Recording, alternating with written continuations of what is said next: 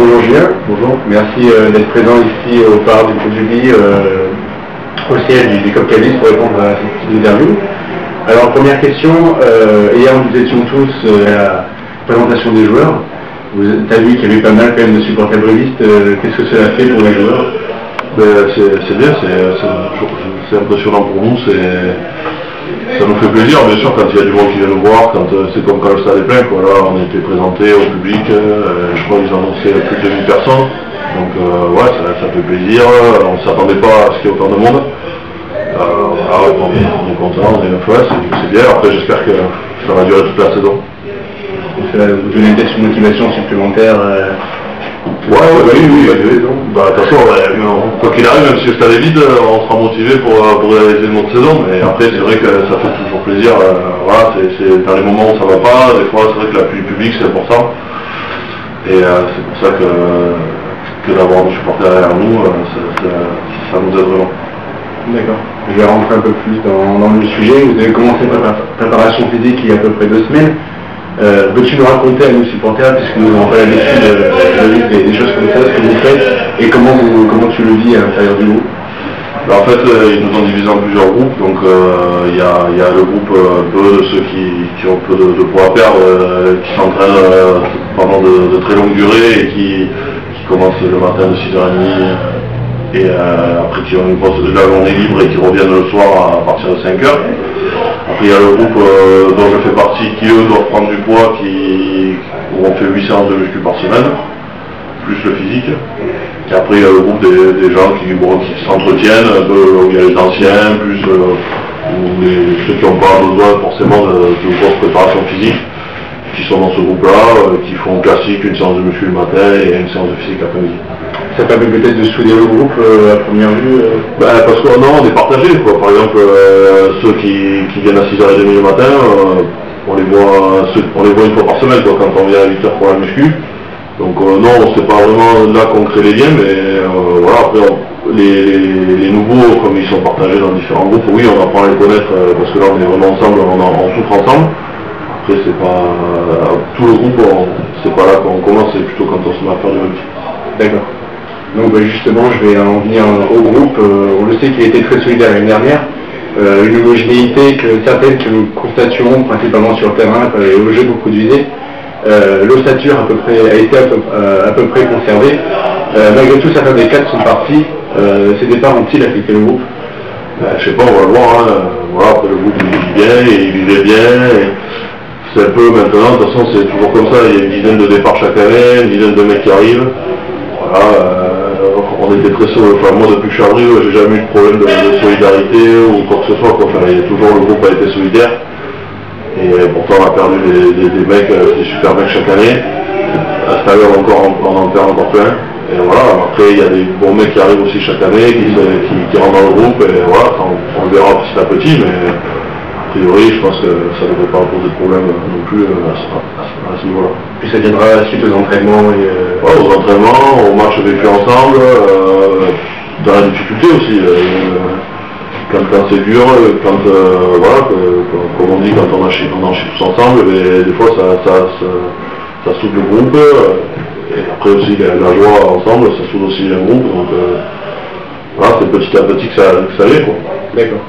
Tu as répondu un peu à la question, mais je vais la reposer d'une manière différente. Est-ce que tu as senti une cohésion qui s'est créée dans le groupe pour l'instant c'est vrai qu'il est assez tôt, puisque vous avez commencé à peu près la semaine. Donc, après on a été faire un peu de canoë et tout, ça c'est fait exprès, là, cet après-midi on va faire un peu de paintball. C'est fait exprès un peu pour qu'on ait de la cohésion entre nous, donc on va voir, oui, comme je t'ai dit tout à l'heure, c'est plutôt quand on sera tous ensemble, que là on est par petits groupes. Là pour l'instant, il y a des petits groupes de cohésion. D'accord.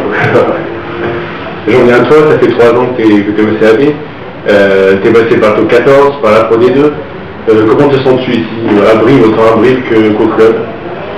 Honnêtement, quand je suis arrivé à Brive, j'avais fait le match avec Toulouse, j'étais venu, et quand je suis arrivé ici, je m'étais dit jamais je pourrais venir jouer à Brive, et 2 mois après j'avais signé. Et franchement je suis très content d'avoir fait ce choix-là, et voilà, je me sens super bien. J'ai acheté une maison ici, donc c'est que vraiment me semblait ici que j'ai envie d'y rester. Et voilà, le club, ça n'a plus cet esprit qu'il y a, c'est une petite ville, mais je suis très bien ici, le club et la ville me conviennent vraiment. Très bien. Et peut-être, quelles sont tes ambitions personnelles? Mais même si les dirigeants nous annoncent le top 10, enfin aux supporters, nous, notre objectif c'est vraiment de rester en top 14. De maintenir le club en top 14 parce qu'on sait que c'est vraiment compliqué maintenant avec les grosses armes qu'il y a et nous on fait vraiment partie de... on sera vraiment le petit, hein, les Coyonins, mais Oyonnax ils ont été meilleurs que nous l'année dernière donc on sera vraiment le petit.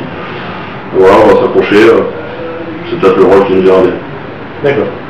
Je vais un peu changer de sujet, je vais passer au niveau des supporters. Je vais un peu revenir sur la saison dernière. Comment as-tu ressenti la ferveur du peuple corrézien tout au long de la saison et particulièrement lors des finales? Voilà, le truc c'est qu'il y a eu cette période où on n'était pas bien, où il n'y avait pas beaucoup de monde, à part les fervents supporters comme le Cop Cavis. C'est vrai que voilà, après il y a eu aussi le temps, je comprends que les gens des fois, mais après c'est vrai qu'à partir de...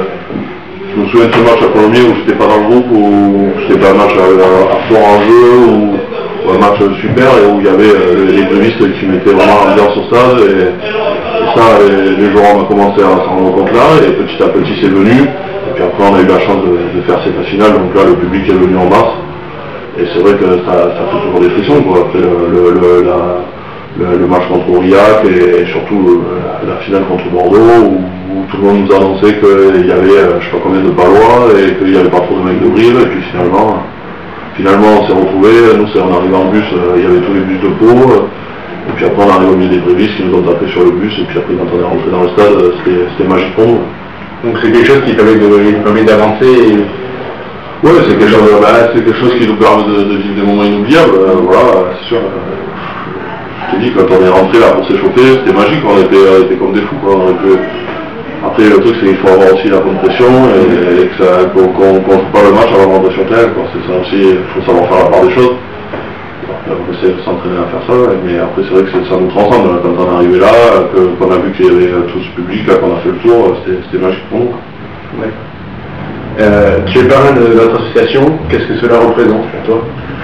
Voilà, moi quand on m'avait demandé, j'ai dit oui de suite parce que voilà, vous faites ça, vous nous soutenez, donc je me suis dit voilà, moi aussi je vous soutiens. Après c'était nouveau, je connaissais pas trop, de toute façon c'était la création, donc voilà, je connaissais pas trop l'association, bon je me suis dit pourquoi pas, ça peut être une belle aventure et voilà. D'accord. On va voir un peu sur l'avenir, qu'attendez-vous des supporters brévistes lors de la prochaine saison?